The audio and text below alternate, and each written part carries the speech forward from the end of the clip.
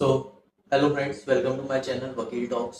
और जैसे ही आप लोग जानते हैं कि एआईबी एग्ज़ाम बहुत पास आ चुका है। जून में उसका एग्जामिनेशन है, तो उससे रिलेटेड हम लोग कुछ छोटी छोटी मगर इम्पोर्टेंट चीज़ें डिस्कस करेंगे। तो चलिए शुरू करते हैं। एआईबी एग्ज़ाम एक ऐसा एग्ज़ाम है, ऑल इंडिया बार एग्जामिनेशन एक ऐसा एग्ज़ाम है जो हर लॉ ग्रेजुएट जिसके लिए वो बहुत ज़्यादा इम्पोर्टेंट होता है। अगर लॉ ग्रेजुएट को अपनी प्रैक्टिस करनी है, कोर्ट प्रैक्टिस करनी है, तो उसके लिए उसको एआईबी का एग्जामिनेशन देना बहुत ज़्यादा ज़रूरी है। उससे आपका सर्टिफिकेट जनरेट होता है, ठीक है, आपको लाइसेंस मिल जाता है कि आप थ्रू आउट द इंडिया कि आप कहीं भी प्रैक्टिस कर सकते हैं, ठीक है। तो मैंने कुछ पॉइंट्स लिखे हैं, कुछ पॉइंट्स बनाए हैं जो बहुत ज़्यादा इंपॉर्टेंट है। बहुत मतलब मुश्किल पॉइंट्स नहीं है, लेकिन हाँ, एग्जाम पॉइंट ऑफ व्यू से बहुत ज़्यादा इंपॉर्टेंट है। चलिए शुरू करते हैं। So point one is AIB होता क्या है। जैसे मैंने आप लोगों को बताया, ऑल इंडिया बार एग्जामिनेशन है और ये bar council of India conduct कराता है। लॉ ग्रेजुएट्स के लिए मैंडेटरी है। अगर उनको प्रैक्टिस करनी है, कोर्ट में प्रैक्टिस करनी है, तो एक तरह से लाइसेंस है, एक तरह से क्या लाइसेंस ही है प्रैक्टिस करने के। जैसे डॉक्टर को लाइसेंस मिलता है अपना प्रैक्टिस करने का, और जो फार्मिस्ट है उसका भी लाइसेंस होता है, हर चीज का लाइसेंस होता है। ऐसे ही एडवोकेट्स के लिए लाइसेंस होता है, ठीक है। आप प्रैक्टिस नहीं कर सकते एआईबी के क्लियर करे बिना।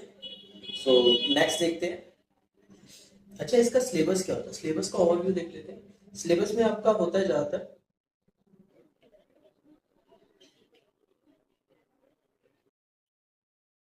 Constitution law, IPC, CrPC, CPC, evidence, company law, property, family law, contract. ये जो ये सारे लॉज होते हैं, ये इंपॉर्टेंट सब्जेक्ट है। ऐसा नहीं कि इसी में से ही आएगा, आप कुछ भी सकता है। ओपन बुक एग्जामिनेशन होता है, आप बुक ले जा सकते हो, लेकिन आपको पता होना चाहिए बुक में कहाँ पर कौन सी चीज क्या लिखी है, ठीक है। आपको आपने 3 ईयर की लॉ की है या 5 ईयर की लॉ की है, वो उससे मतलब आपको इतना तो अंदाजा हो गया होगा कि बेरेक्ट में कौन सी चीज कहाँ पे लिखी है, थोड़ा बहुत। जैसे कॉन्स्टिट्यूशन लॉ बहुत इजी है, आईपीसी अभी जैसे बीएनएस हो चुका, भारतीय न्याय संहिता हो गया, ठीक है। सीआरपीसी हो गया, ऐसा कोई डेफिनेशन नहीं चेंज हुआ है, सेक्शंस का बस ऑर्डर चेंज हो गया, सेक्शन नंबर चेंज हो गया। सीपीसी एविडेंस एक्ट है। तो हम ये बहुत कॉमन एक्ट है, कॉमन लॉज है, जो हर एक लॉ ग्रेजुएट को और एडवोकेट को पता होता है, ठीक है। सो ये इंपॉर्टेंट है। ये अगर सिर्फ ये पढ़ लोगे और इसमें से आपको बहुत कम मार्क्स चाहिए पास होने के, नेगेटिव मार्किंग नहीं होती है। वहां पर आपको, अगर आप पढ़ के गए हो, तो वहां पर आपको टाइम मिलेगा कि आप बुक में से खोल के एक बार क्रॉस चेक कर लो। ऐसा नहीं कि आप ढूंढने लग रहे हो, ढूंढने वाला जो सिस्टम है वो गलत हो जाएगा, आपको क्रॉस चेक करना पड़ेगा, ठीक है। तो ये कोर सब्जेक्ट है जो मैंने आपको बताया है। कॉन्स्टिट्यूशन हो गया, आईपीसी हो गया, सीआरपीसी हो गया, सीपीसी, एविडेंस एक्ट हो गया, contract, family law, property law, company law, ठीक है। ये कोर सब्जेक्ट्स।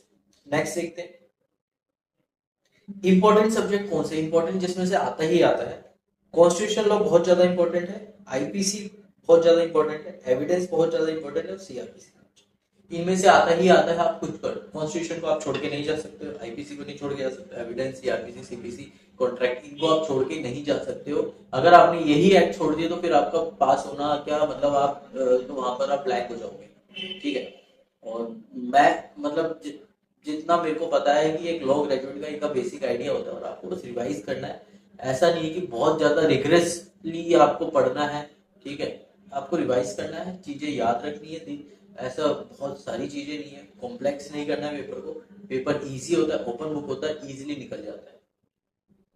मेजोरिटी क्वेश्चन आते हैं इन सब्जेक्ट से जो मैंने आप लोग बताया, ठीक है। मार्किंग स्कीम देख लेते हैं। टोटल 100 क्वेश्चन होते हैं, एमसीक्यू आता है, नेगेटिव नहीं होती, ये बहुत ज्यादा प्लस पॉइंट है।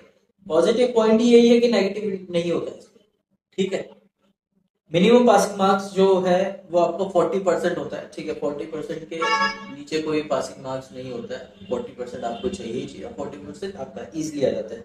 मतलब आपको 40 से 45 क्वेश्चन आपके अप्रोक्स सही होने चाहिए, ठीक है। नेक्स्ट देखते हैं।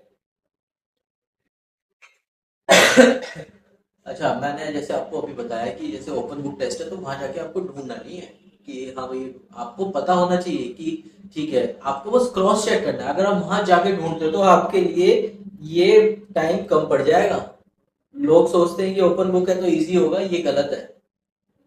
आप जब तक पढ़ के नहीं गए हो कोई भी चीज इजी नहीं है, ठीक है। और बेरेक्ट में सर्च करने लगते हैं कि वहां जाके ढूंढ लेंगे, ढूंढने। आप अगर पढ़ के गए हो तभी आपका बेनिफिट है बेरेक्ट ले जाने का, नहीं तो कोई बेनिफिट नहीं है। बहुत सारी जितनी बड़ी बुक्स ले लो, बुक्स ले जाने से कोई मतलब नहीं, पढ़ के जाना जरूरी है, ठीक है। इसका एज सच प्रिपरेशन मतलब इजी कैजुअली ले जाते हैं इस एग्जाम को, इसलिए इसका मतलब लोग पास भी नहीं कर पाते हैं। मेरे को समझ नहीं आता ऐसा क्या है इस एग्जाम में जो नहीं पास कर पाते, एक बार में पास हो जाना चाहिए, ठीक है। और एक तरह से नॉलेज और स्पीड का एग्जाम है ये, कि आपने 5 साल 3 साल लॉ पढ़ा है, कुछ तो याद होगा भाई, ठीक है। तो आप उसको नहीं छोड़ सकते, उसको रिवाइज करते रहिए। अगर आप फाइनल ईयर लॉ स्टूडेंट हैं या आपका हो चुका है, आप जून में दे रहे हो, ठीक है, तो अपना थोड़ा सा पहले 1-2 साल की जो सब्जेक्ट्स है उनको तो आप तैयार कर ही लो, बहुत ज़्यादा इजी सब्जेक्ट्स होते हैं, ठीक है। कॉन्ट्रैक्ट हो गया, कम आपका ये CrPC, CPC, evidence, IPC constitution, ये तो मतलब हर लॉ स्टूडेंट को थोड़ा बहुत तो रटा ही होता है। नेक्स्ट देखते हैं। कॉमन मिस्टेक क्या होता है, सिर्फ बेरेक ले जाना, प्रिपरेशन ना करना। ऐसा जरूरी नहीं है, प्रिपरेशन करना जरूरी है। लास्ट मोमेंट की स्टडी जरूरी नहीं है कि आप लास्ट मोमेंट पे स्टडी करोगे हो जाएगा वन नाइट, मतलब आप स्टडी करके चले जाओगे अगले दिन, तो नहीं। जितना आपने पूरे 3 साल में पढ़ा है ना, आपको उसको मतलब याद करना होगा, ठीक है, बिगर उसके नहीं होगा एग्जाम। इंपॉर्टेंट सब्जेक्ट को आप इग्नोर नहीं कर सकते, जैसे मैंने अभी 4 सब्जेक्ट बताए थे, उसको आप इग्नोर नहीं कर सकते। अगर 30 दिन 40 दिन प्रिपेयर करते हो तो ये भाई क्लियर हो सकता है, 1 महीना है अभी, आप क्लियर कर लोगे। अगर दिन के 2-3 घंटे भी पढ़ते हो तो भी क्लियर हो जाएगा। बहुत कैड़ा या तगड़ा एग्जाम नहीं है ये, ठीक है। मैं आपको बता रहा हूँ अभी भी बहुत इजी एग्जाम है, बस एक राइट गाइडेंस की जरूरत है।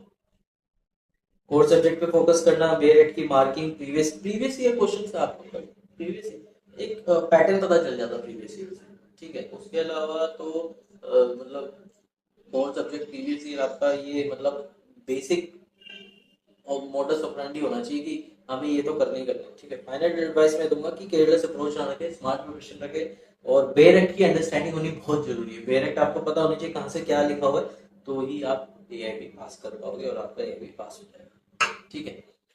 सो ये एक बहुत छोटा सा, और आप लोग ये बहुत, मेरे को ऐसा लगता है बहुत बेनिफिशियल वीडियो रहा होगा, ठीक है। और मैंने बहुत एग्जॉस्टिव वीडियो इसलिए नहीं बनाया क्योंकि मेन पॉइंट मैं मिस कर जाता, मेरे को बस कोर पॉइंट और विद इन कुछ मिनट्स में ही एक आपको प्रॉपर गाइडेंस देनी थी कि ए आई बी का एग्जाम क्या होता है, ठीक है। तो thank you so much for watching my video, bye.